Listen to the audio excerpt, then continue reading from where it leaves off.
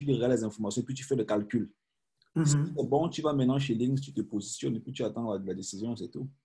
OK.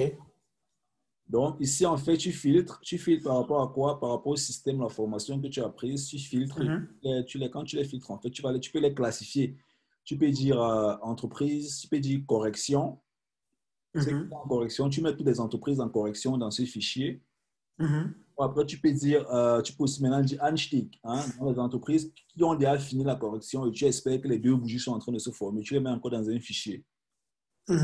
Alors maintenant, ça veut dire que tu vas maintenant beaucoup plus te focaliser sur tes entreprises qui seront en train de vouloir être fait le Anstieg. Là, maintenant, tu fais les calculs et tout. Si ça passe, allez, tu bascules directement chez Links, tu positionnes et puis c'est bon.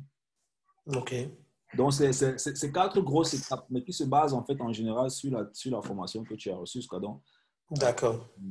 tu filtres d'abord, tu regardes les entreprises qui sont en tendance, tu les prends, tu les gardes. Maintenant, tu vas voir celles qui sont en correction. Tu les prends, tu les gardes. Maintenant, dans la correction, tu peux voir maintenant celles qui sont déjà en train de vouloir changer de direction jusqu'à ce qu'elles veulent déjà former la deuxième bougie. Tu les prends, tu commences à mettre le focus en fait. C'est toi qui fais tes filtres, non? Ouais. Maintenant, si tu vas trader chaque un jour ou bien chaque semaine, ou bien si tu veux faire maintenant le trading chaque 4 heures ou bien chaque 30 minutes, tu auras besoin encore d'entrer un peu plus en profondeur. Mais si tu le fais chaque jour ou bien une fois chaque 2 jours, dans tous les cas, une bougie, c'est deux bougies chaque 2 jours. Ouais. Tu comprends que si aujourd'hui tu viens par exemple et que tu te situes ici, que c'est la bougie qui on était en correction et puis on a fait le bas en fait dans la période journalière. La prochaine bougie vient, ça fait le rock. Tu comprends que bon, je dois encore attendre minimum 2 jours. Exactement. Tu n'as pas de stress. Si tu viens les deux bougies qui se sont formées, alors tu te positionnes là maintenant déjà le soir et puis tu vas. Là, par exemple, justement, chez VXRT, là, parce que là, on voit, par exemple, l'avant-dernière bougie est repartie en hausse. On a une petite correction qui est venue là. Est-ce que, par exemple, à ce niveau, si quelqu'un voudra entrer, il va attendre au minimum qu'il y ait une bougie, en fait, qui dépasse le dernier hook. Ah, Ou bien plutôt en haut là-bas. ouais, tu pourrais, quelqu'un aurait su plus. Celui qui a raté la pénétration ici peut venir. Mais en général, en fait, quand c'est déjà actif comme ça, il ne faut plus pénétrer, quoi. D'accord, c'est ce que je voulais aussi te demander. Est-ce que quand tu as les entreprises comme ça, est-ce que même quand, je veux dire, la période de correction est terminée, est-ce que tu regardes toujours la même stratégie, urban van filage au milieu là pour dire encore que non, j'ai encore le même setup qui se répète ici, c'est-à-dire j'ai mes deux bougies comment on dit, qui bestätigt un TIF, après j'ai encore mes deux bougies basses qui définissent un ROC et que ça reparte. Est-ce que tu te permets parfois pour une même action, après par exemple que tu as récupéré tes premiers bénéfices, de réentrer encore si jamais l'occasion se Ouais, présente? bon, là, on appelle ça en fait l'escalier. Ici, en fait, je suis réentré, hein. Là, j'ai simplement réinvesti le risque à ce niveau. Ouais. Donc là, ici, en fait, on appelle ça la stratégie chez l'escalier, en fait. Ce qui se OK. passe, c'est que là, tu es entré dans le marché, ça fonctionne, et puis là, tu sors du risque, et puis là, tu as une autre configuration de pénétration, tu reprends le risque, tu réinvestis ici, en fait.